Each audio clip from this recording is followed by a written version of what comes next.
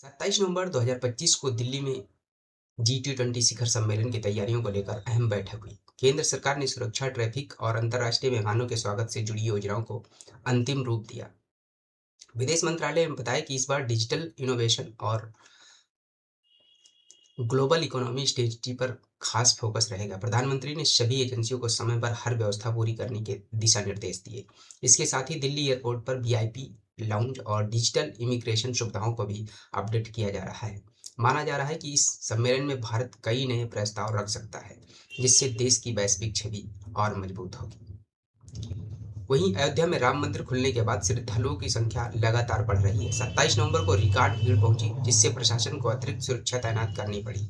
मंदिर परिसर में डिजिटल क्यू सिस्टम और मेडिकल टीम तैनात की गई है। स्थानीय दुकानदारों का कहना है कि श्रद्धालुओं की वजह से व्यापार भी तेजी से बढ़ रहा है।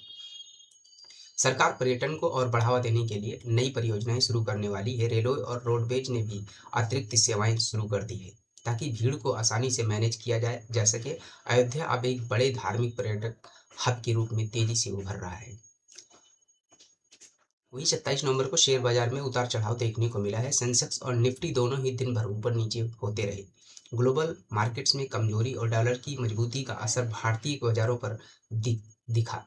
आईटी और बैंकिंग सेक्टर्स ने कुछ स्पॉट्स दिए, लेकिन मेटल और ऑटो स्टॉक्स पर दबाव देखा गया। निवेशकों को सलाह दी गई है कि वो शॉर्ट टर्म ट्रेडिंग में सावधान बरतें। विशेषज्ञों का कहना है कि अगले कुछ दिनों में मार्केट स्थिर हो सकता है, क्योंकि कई ग्लोबल आंकड़े जारी होने हैं। फॉल्स ही गतिविधियों पर भी नजर बनी हुई है। वहीं उत्तर प्रदेश में 27 नवंबर से ठंड में बढ़ोतरी देखी जा रही है। राजस्थान के कई शहरों का तापमान अचानक 4-5 डिग्री गिर गया है। जयपुर, अलवर और भरतपुर में सुबह तेज सर्दी हवाएं चली, जिससे लोगों को दिक्कतें बढ़ी। मौसम विभाग ने अगले 3 दिनों तक ठंड बढ़ने की चेतावनी दी है। इस मौसम में फ्लू के केस भी बढ़ रहे हैं, इसीलिए डॉक्टरों ने सावधानी बरतने की सलाह भी दी है। दूसरी ओर पहाड़ी इलाकों में हल्की बर्फीली ने सर्दी को और तेजी दे दी है। सर्दी बढ़ने से बिजली की मांग भी तेजी से बढ़ गई है। लद्दाख में 27 नवंबर को भारत चीन सीमा पर सेना ने सतर्कता बढ़ा दी है। हाल ही में चीन की कुछ संदिग्ध गतिविधियों के बाद भारतीय सेना ने पेट्रोलिंग बढ़ाई है। आर्मी सूत्रों ने बताया है कि जवान पूरी तरह तैयार हैं और हर मूवमेंट पर नजर रखी जा रही है। इस क्षेत्र में तापमान 15 डिग्री तक पहुंच गया है, लेकिन सेना ने कई हाई टेक उपकरणों से हालात संभाले रखे हैं। भारत ने साफ किया है कि सीमा की सुरक्षा से कोई समझौता नहीं होगा। इसी बीच दिल्ली में सैन्य अधिकारियों की हाई लेवल मीटिंग भी हुई। अमेरिका में 2026 के चुनाव को लेकर राजनीतिक माहौल गर्म हो गया है। 27 नवंबर को हुई टीवी डिबेट में दोनों प्रमुख उम्मीदवारों के बीच तीखी नोक-झोंक देखने को मिली। वहीं अर्थव्यवस्था, सुरक्षा और विदेश नीति जैसे मुद्दों पर जोर रहे। जनता सोशल मीडिया पर अपनी राय दे रही है, जिससे बहस और तेज हो गई है। विशेषज्ञों का मानना है कि आने वाले चुनाव अमेरिका की नीतियों में बड़े बदलाव ला सकते हैं। भारतीय आईटी सेक्टर भी इस चुनाव पर नजर रखे हुए है, क्योंकि यूएस वीजा पॉलिसी का सीधा असर भारत पर पड़ता है।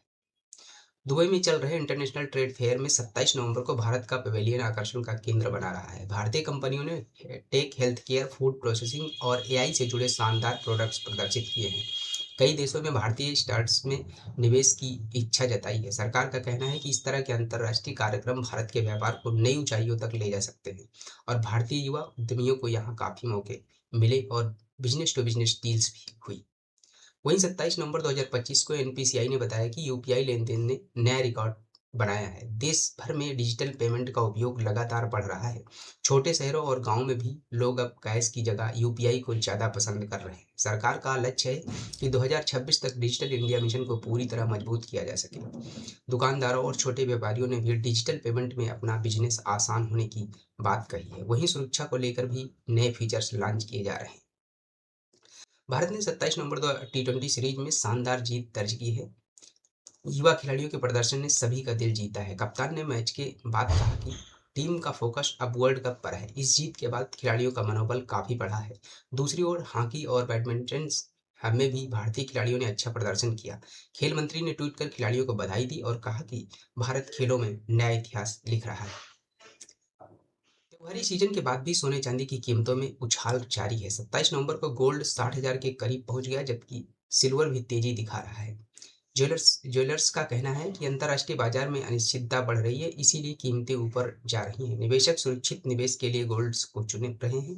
विशेषज्ञों ने सलाह दी है कि खरीदारी सोच समझ कर करें, क्योंकि आने वाले दिनों में कीमतें और भी ज़्यादा बढ़ सकती हैं। तो दोस्तों, ये था हमारा टुडे न्यूज़ चैनल के माध्यम से टॉप 10 न्यूज़ देश विदेश से आप लोगों तक पहुंचाई गई। अगर आप लोगों को ये हमारी एनालिसिस अच्छी लगी हो या हमारा ये न्यूज़ पसंद आया हो, तो हमारे टुडे न्यूज़ चैनल को सब्सक्राइब करना बिल्कुल मत भूलिए और कमेंट और लाइक शेयर जरूर करते रहें और जुड़े रहिए टुडे न्यूज़ चैनल के साथ और सब्सक्राइब करते रहिए। मिलते हैं एक नए वीडियो के साथ। तब तक के लिए जय हिंद, जय भारत।